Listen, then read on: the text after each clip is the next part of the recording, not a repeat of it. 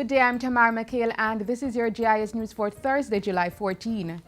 Jamaica continues to see a positive trend in revenue and grants, according to the latest report from the Economic Program Oversight Committee, EPOC.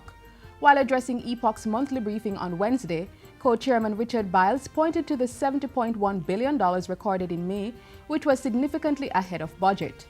He hailed Tax Administration Jamaica for improvements in its tax collection mechanisms, which led to strong tax revenue of $67.6 billion compared to a budget of $63.8 billion. It looks to me like the tax administration really is getting on top of this issue of tax collection. Certainly they are performing much closer to budget and beating budget pretty regularly now.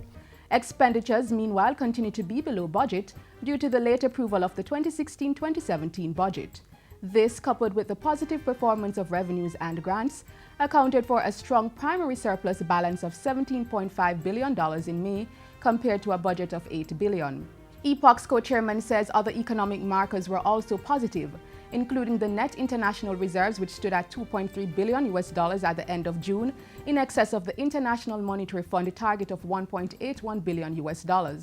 On June 17, the IMF's Executive Board completed the combined 11th and 12th reviews under the Extended Fund Facility for Jamaica, enabling the disbursement of approximately $80 million to the country. A Port Community System (PCS) has been launched to manage all trade logistics processes. The PCS is an open electronic platform which enables the secure exchange of information between public and private stakeholders in the port community. It will enhance the operations of the logistics activities by encouraging and promoting more efficient and effective trading practices, while at the same time increasing the velocity of decision-making and effectiveness, resulting in a reduction in the cost of doing business in Jamaica. The system will be implemented over the next 18 months by Sojet SA under the oversight of the Port Authority of Jamaica. It will be integrated with Customs Asikuda World to provide a modern and effective trade and logistics platform that will position Jamaica as a major hub in the logistics chain. Part of what we're doing here is to reduce not only the process in terms of time and improve our trade logistic business process, it improves transparency and reduce corruption. Agriculture Minister Carl Samuda says an agreement should be in place by September for new investors to support the operations of the Long Pond Sugar Factory in Trelawney. He says the ministry is working with the owners of Everglades, which operates the factory, to conclude the negotiations. I would say certainly within a month, we should have a very definitive position on exactly what stage the negotiations are at. They should be complete, decisions taken, and the plan outlined to everybody. I can assure you that through your chairman, we will communicate the results as they occur on a real-time basis. Minister Samuda was addressing employees and cane farmers during a tour of the Long Pond factory on July 8. He said getting new investors on board would keep the factory open and viable and allow cane farmers to prepare for the 2017 sugar crop. Government temporarily took over the management of Long Pond earlier this year to keep it operational while new investors are courted. Meanwhile, the Bureau of Standards Jamaica BSJ has been mandated to reinforce measures to address import breaches of refined sugar for use in the manufacturing sector. Bureau of Standards have been given instructions, and they have to produce that within the next 2 months maximum, where every single bag of sugar must bear the seal of the Bureau of Standards. And anywhere we go and find one bag that don't have that seal, we're seizing it and we're going to charge those who have it in their place.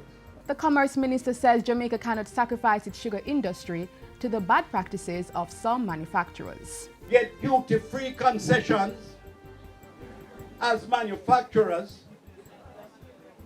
and import that sugar from sources where we're not even sure of the quality of the sugar. They bring it in and they sell it into the retail trade at an enormous profit.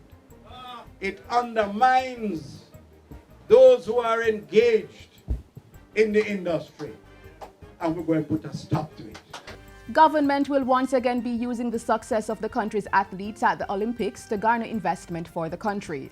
A promotional concept, Jamaica House, which was launched at the 2012 London Olympics, will be established at next month's Games under the banner Jamaica House Rio 2016. Jamaica House Rio 2016 will be established in the southern zone of Rio, located at the Prado restaurant between August 10 and 21. Tourism Minister Edmund Bartlett says much thought was given to which products will be showcased in the promotional activity. It's not just about saying to the world, here we are as a great athletic power. It's also saying to the world, here we are as a country, as a destination where you can invest, where you can enjoy relaxation, where you can have fun, and also where you can live, raise your family, and retire in peace. For her part, Sport Minister Olivia Green says government is committed to incorporating sport as part of the economic growth agenda. We see sport as a critical asset to be further developed as a means to bring prosperity to our people. Sponsorship accounts for $400,000 of the $767,000 US budget for Jamaica House Rio 2016. And finally, Prime Minister Andrew Holness and Opposition Leader Portia Simpson-Miller have both congratulated Theresa May on her appointment as the Prime Minister of the United Kingdom. In a letter sent yesterday, Prime Minister Holness pointed to Jamaica's long and mutually beneficial relationship with the UK and said he was looking forward to strengthening the bonds of friendship and cooperation. He noted the enormity of the assignment and wished Miss May every success in the discharge of her responsibilities. Mrs. Simpson-Miller similarly pointed out that the new British Prime Minister was assuming office at a time of formidable challenges and opportunities for her country, and extended best wishes to her, the government, and people of the UK. The leader of the opposition has also extended best wishes to former British Prime Minister David Cameron. And that's it for JIS News today. I'm Tamara McHale. Thanks for watching.